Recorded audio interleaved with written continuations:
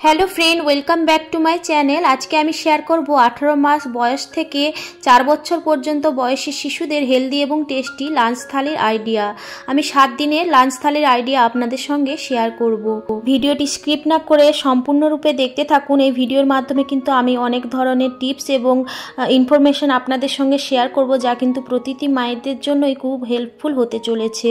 শিশুরা 1 বছর বয়সের পর থেকেই কিন্তু খুবই চঞ্চল হয়ে ওঠে। এই সময় শিশুদের খাওয়ার প্রতি প্রতিটি মায়ের বেশি নজর দেওয়া প্রয়োজন। চলুন কয়েকটি হেলদি এবং টেস্টি লাঞ্চ থালি শেয়ার করে নিই। প্রথমেই আসি সানডে লাঞ্চ থালির আইডিয়া নিয়ে। সানডে মানেই কিন্তু বেশিরভাগ বাড়িতে চিকেন হয়।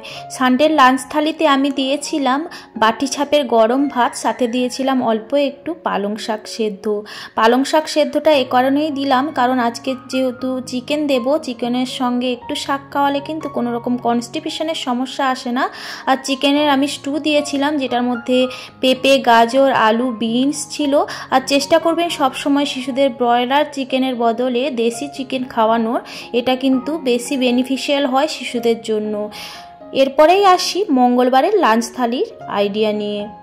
মঙ্গলবারের লাঞ্চে ছিল মিক্সড ভেজিটেবল ডাল খিচুড়ি। খিচুড়ি কিন্তু শিশুদের জন্য খুবই একটি পুষ্টিকর খাবার। খিচুড়িটা আমি ঘি, গোবিন্দভোগ চাল, মুগ ও মুসুরির ডাল এবং বিনস, গাজর, আলু, মটরশুঁটি, মিষ্টি কুমড়ো দিয়ে বানিয়েছিলাম। সাথে দিয়েছিলাম একটি ডিম সেদ্ধ। শিশুদের সবসময় সুষম আহার দেওয়ার প্রয়োজন। সুষম খাবার হলো সেই সমস্ত খাবার যে খাবারের মধ্যে শর্করা, আমিষ, স্নেহ, ভিটামিন, খনিজ লবণ এবং জল সঠিক মাত্রায় থাকবে। যেহেতু আমরা বাঙালি, তাই সবসময় চেষ্টা করি দুপুরে শিশুদের চাল দিয়ে বানিয়ে খাবার দেওয়ার। এবার আসি মঙ্গলবারের লাঞ্চ থালি। মঙ্গলবারের লাঞ্চ থালিতে ছিল বাটি ছাপের গরম ভাত, সাথে ছিল কুমড়ো সেদ্ধ মাখা। কুমড়োতে রয়েছে প্রচুর পরিমাণে আয়রন, ফাইবার, ভিটামিন সি। কুমড়ো কিন্তু শিশুদের ইমিউনিটি পাওয়ার বাড়িয়ে তুলতে সহায়তা করে। এছাড়াও এই সবজিটি কিন্তু খুবই সহজপাচ্য। আর ছিল পেঁপে, গাজর, আলু, বিনস দিয়ে বাটা মাছের পাতলা ঝোল।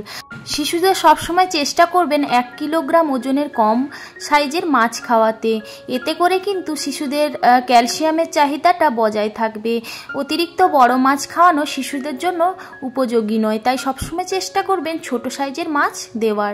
এরপরে আসি বুধবারের লাঞ্চ থালির আইডিয়াতে। বুধবারের লাঞ্চ থালিতে দিয়েছিলাম বাটি ছাপের গরম ভাতের সঙ্গে শশা। শশা দেওয়ার কারণ কিন্তু আমি যেহেতু আজকে রাজমা দেব, রাজমাটা একটু গুরুপাক হয়, সেটা যাতে সহজে ডাইজেস্ট হয়ে যায়।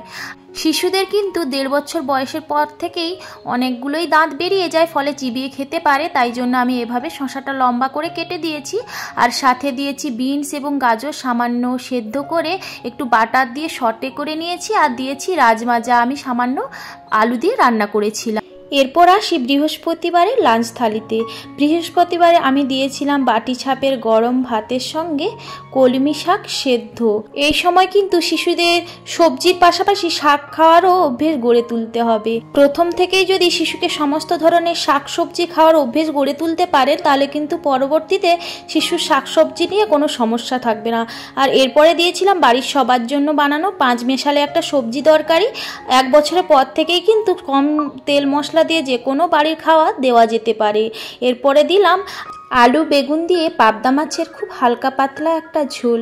এখন ডক্টররাও বলেন শিশুদের কিন্তু মাঝে মধ্যে সামুদ্রিক মাছ খাওয়ানোর দরকার, তাই চেষ্টা করি মাঝে মধ্যে শিশুদের লাঞ্চ থালিতে সামুদ্রিক মাছ দেওয়ার। আর বাচ্চারাও কিন্তু সামুদ্রিক মাছ পছন্দ করে। আর পাবদা মাছ যেহেতু 1 কাঁটার মাছ, খুবই হেলদি এবং কাঁটা বাছার খুব একটা বেশি ঝামেলা থাকে না, সাইজেও ছোট হয়।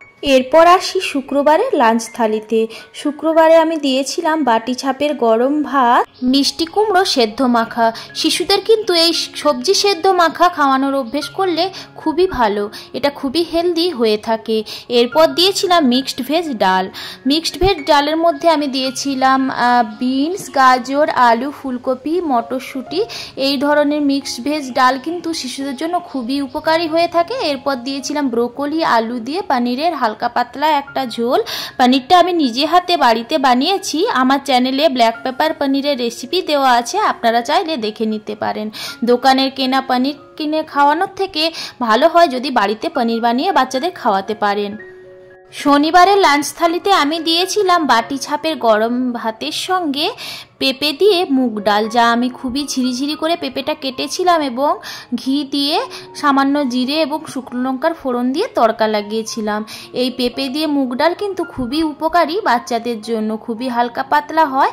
আর যেহেতু শনিবার আমাদের বাড়িতে সবাই নিরামিষই খায়, তাই আমার মেয়েকেও আমি নিরামিষই দিই, কারণ সপ্তাহে একদিন শিশুদের কিন্তু নিরামিষ খাওয়া খুবই উপকারী হয়। সঙ্গে দিয়েছিলাম সামান্য রাইস ব্র্যান অয়েল দিয়ে ভেজে রাখা আলু ভাজা, খুবই সামান্য তেল দিয়ে আমি ভেজেছিলাম। আর এরপর দিয়েছিলাম আলু বেগুন সেদ্ধ মাখা। আর একটা কথা মনে রাখবেন, প্রত্যেক শিশুরই কিন্তু হজম ক্ষমতা এবং খাওয়ার চাহিদা ডিফারেন্ট হয়ে থাকে, কোনো শিশুর সঙ্গেই কোনো শিশুর মিল থাকে না। তাই আপনারা আপনাদের শিশুর প্রয়োজন বুঝেই খাওয়াবেন। শিশুদের সবসময় চেষ্টা করবেন সাজিয়ে গুছিয়ে খেতে দেওয়ার, এতে শিশুদের খাওয়ার প্রতি অ্যাট্রাকশন বাড়ে, ফলে শিশুরা কিন্তু খুব সুন্দরভাবে খেয়ে নেয়। আর আজকের আমার এই ভিডিওটি আপনাদের কেমন লাগলো তা অবশ্যই কমেন্ট করে জানাবেন। আর যদি ভালো লাগে অবশ্যই লাইক করবেন, শেয়ার করবেন এবং যদি চ্যানেলে নতুন হয়ে থাকেন অবশ্যই চ্যানেলটি সাবস্ক্রাইব করে পাশে থাকবেন। ধন্যবাদ।